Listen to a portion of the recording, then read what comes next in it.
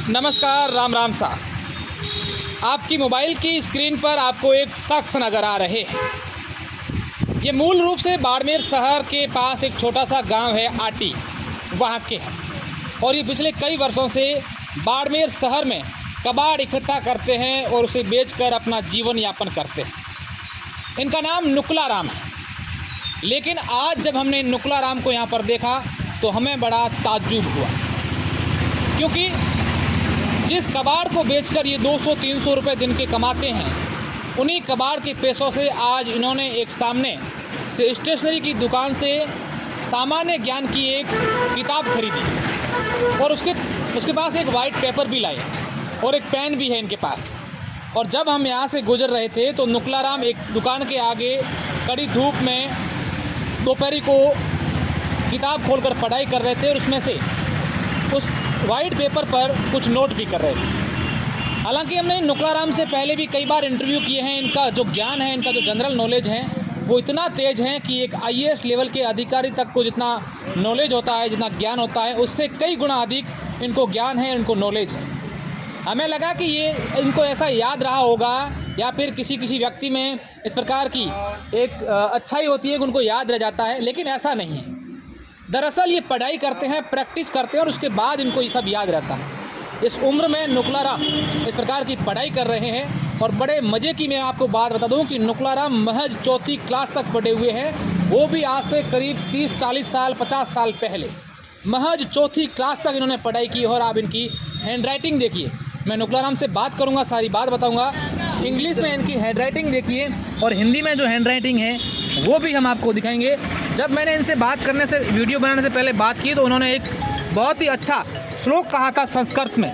वो श्लोक भी इनके मुंह से सुनूंगा और फिर इनसे सारी की सारी बात करूंगा। और इनका जो जनरल नॉलेज है वाकई में इनको सैल्यूट करने के लिए मजबूर करता है कि आप देखिए कि एक बुजुर्ग जिनकी उम्र आज 60 साल से अधिक है और आज ये जहाँ इनको मौका मिलता है, जहाँ जब भी इनके पास एक्स्ट्रा पैसे होते हैं तो उनसे जनरल नॉलेज की किताबें खरीद लेते हैं और पढ़ाई करना शुरू कर देते हैं। जहाँ जगह मिलती है वहाँ पढ़ते हैं, लिखते हैं और एक एक चीज़ को याद करते हैं। ये इनका शौक़ है।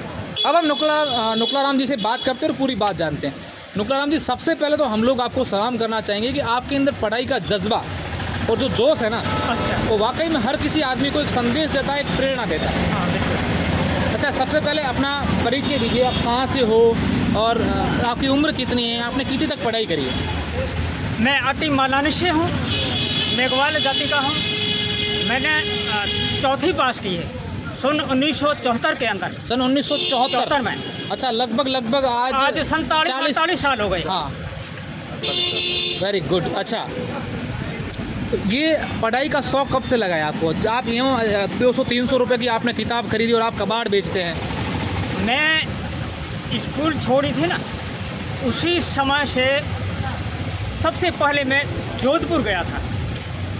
तो जोधपुर से वापस आने के बाद मेरी पढ़ाई में इतनी रुचि हो गई कि मैं काम पर जाता तो भी वहाँ पर पढ़ाई करता। खाना खाता तो किताब साथ में थी, सोता था तो 3 घंटे पढ़ाई करके फिर। अच्छा, अभी आपने जो किताब खरीदी ये कैसी किताब है? आप क्या लिख रहे हो अभी आप? इसमें कोई सवाल देख रहा हूँ। हाँ, जनरल नॉलेज का। हाँ, जो आपको ठीक लगे वो नोट कर रहे हैं। हाँ। ये किताब कितने रुपए में अभी आपने सामने दुकान से खरीदी है? हाँ, अभी पैसे मुझे देने हैं। हाँ, वहाँ से दिया मैंने। हाँ, सवाल देख के मैं फिर दे दूँगा। पैसे दे देंगे। हाँ। कितने रुपए कमा देते हैं आप इनके? मैं अब इस कबाड़ के अंदर तो 250-300 रुपये होते हैं। 250-300 रुपये कमा देते हैं। अच्छा नुकला राम जी, आप 250-300 रुपये कमाते हैं और किताबें भी खरीदते हैं और पढ़ाई भी करते हैं। अच्छा, एक सवाल हमारे सबके जहन में है कि आप पढ़ाई का प्रति आपका इतना जज्बा था, जुनून था, जोश था, फिर आपने 4वीं क्लास के बाद पढ़ाई क्यों छोड़ दी? उस समय ऐसा था कि जब मैं स्कूल जाता था ना, तो मक्के की फूलियों के 10 दाने गिनती के मुझे मिलते थे, वो खा के स्कूल में जाता था। दोपहर को खाने के लिए कुछ भी नहीं मिलता था, पानी भी नहीं मिलता था, ऐसी हालत थी।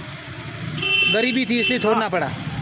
अच्छा, ये आप कौन से सन की बात कर रहे हैं? ये सन 1971 की बात है। उसके बाद जब आपकी पढ़ाई छूट गई, आपको मजदूरी पे जाना पड़ा, फिर आपके मन में लगा कि मैं तो पढ़ूंगा। कुछ बनना चाहते थे उस समय? उस समय बनना तो चाहते थे, लेकिन पास में पैसे नहीं थे, क्या करें। अच्छा, अभी आपने एक संस्कृत में श्लोक कुछ, मैं जब वीडियो बना रहा था उससे पहले आपने सुनाया था। हाँ, हाँ। वो क्या श्लोक था? वो श्लोक था, अभी मैं बोलूँ? हाँ बोलो। लोक यात्रा भयम लज्जा दाक्षिणाम त्यागशीलता पंच यत्र न विधंते कुर्यात तत्र संस्थितिम। यानी कि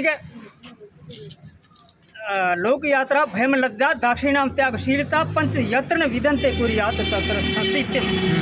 जहाँ पर आजीविका, लोक लज्जा, दंड भय और चतुरता, दानशीलता, ये 5 बातें कहीं पर भी, चाहे अपना गांव हो, ये 5 बातें ना हो ऐसा स्थान पर कभी नहीं रहना चाहिए। वेरी गुड, क्या बहुत अच्छी बात कही। अच्छा, आपका जनरल नॉलेज हम जानना चाहेंगे। अच्छा। कितना जानते हैं आप एशिया जो महाद्वीप है, हाँ जी। कितने देश है इस एशिया में? सर मैंने तो 40 सुने हैं। आपको याद है नाम? हाँ जी। बताइए। अफगानिस्तान 1, बांग्लादेश 2, ब्रुनई 3, भूटान 4, बहरीन 5, चीन 6, Cambodia 8, Cyprus 8, Bharat 9, Indonesia 10, Iran 11, Iraq 12, Hong Kong 13, Japan 14, Jordan 15, उत्तर कोरिया हुआ, Kuwait 17, Malaysia 18, Maldives 19, Israel 20, Philippines 21, Nepal 22, Pakistan 23, दक्षिण Korea 26, Singapore 25, United Arab Emirates 26, Vietnam 27, Myanmar 28, Lebanon 29, Sri Lanka 30, Thailand 31, Saudi Arab 32, Qatar 33, Oman 34, Taiwan 35, Syria 37, Turkey 37, Mongolia 38, Laos 39, Yemen 40। Very good. अच्छा, अपने देश में कितने राज्य हैं नुकलाराम जी? अपने देश के अंदर तो 28 है साहब। अच्छा, नाम आते हैं आपको? नाम तो मैं कह लूँगा। बताओ बताओ, चलो। मैं जम्मू कश्मीर साथ में लेता हूँ, फिर उसको उलट पुलट कर दूँगा। ठीक है, आप साथ में ले लो, कोई नहीं। हाँ। जम्मू कश्मीर 1, हिमाचल प्रदेश 2, पंजाब 3, हरियाणा 4, उत्तर प्रदेश 5, उत्तराखंड 6, बिहार 7, झारखंड 8, पश्चिम बंगाल 9, असम 10, उड़ीसा 11, त्रिपुरा 12, मणिपुर 13, नागालैंड 14, मिजोरम 16, सिक्किम 17, अरुणाचल प्रदेश 18, मध्य प्रदेश 19, छत्तीसगढ़ 20, गुजरात 21, महाराष्ट्र 22, आंध्रा 23, तेलंगाना 24, कर्नाटका 25, केरला 26, तमिलनाडु 27, गोवा 28, राजस्थान राज रत्न रंगीले रहन सहन का मेरा रजवाड़ा, जिसमें से जम्मू कश्मीर को राज्य केंद्र शासित का दर्जा दिया गया, बाकी 28 राज्य रह गए। बहुत अच्छी बात है। देखिए आप कितना नॉलेज है। अच्छा, 2-4 सवाल, हालांकि आपका जो नॉलेज है उनके सामने हमारे सवाल भी कम पड़ जाएंगे, हमें सवाल भी इतने नहीं आते। 2-4 सवाल मैं और पूछूंगा। अपने विश्व की सबसे बड़ी नदी कौन सी है? विश्व की सबसे बड़ी नदी तो नील है साहब। अच्छा, और भारत की सबसे बड़ी नदी? भारत की सबसे बड़ी नदी गंगा। गंगा। अच्छा, एक चीज़ पूछना चाहूँगा, राजस्थान का गठन कब हुआ था नुकलाराम जी? राजस्थान गठन कब हुआ था? राजस्थान का गठन हुआ था 1 नवंबर है 56। अच्छा, वाकई में नुकलाराम की जो जनरल नॉलेज है और उनको जो पढ़ाई का जज्बा है, इनको हम सलाम करते हैं। आप देखिए कि इस उम्र में, अच्छा आपकी उम्र क्या है बताइए आपने? मेरी उम्र है 1-1-56 को आज हो गए करीब ये 66 साल। 66, करीब 66 साल के नुकलाराम जी। और आप देखिए कि बाज़ार से जो कचरा मिलता है उनको बीनते हैं, कबाड़ इकट्ठा करते हैं, बेचते हैं और अपना जीवन यापन करते हैं। लेकिन इनका जनरल नॉलेज जो है वो एक किसी बड़े अधिकारी, या यूँ कहें कि जो देश का सबसे बड़ा अधिकारी होते हैं उनके लेवल के बराबर इनका जनरल नॉलेज है। हालांकि हमने इतना ज़्यादा इनसे सवाल नहीं किए, इससे पहले भी हमने कई बार इनके इंटरव्यू लिए थे, तो बहुत अच्छा नॉलेज था इनका।